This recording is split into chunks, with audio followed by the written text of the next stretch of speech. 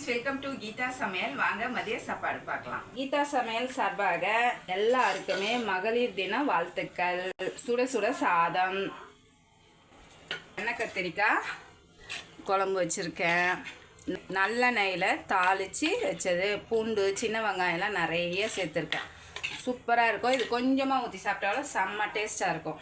கோஸு பச்சைப்பருப்பு போட்டு காரம் இல்லாமல் பொரியல், 2 பச்சை மிளகாய் தான் போட்டிருக்கேன். சூப்பராக இருக்கும். பசங்கள்லாம் வீட்டில் இருக்காங்கன்னு சொல்லிட்டு ஆள்வெளி அவிச்சு வச்சுருக்கேன். நேற்று வச்ச ரசமே கொஞ்சம் இருந்தது, அதனால் ரசம் வைக்கலை.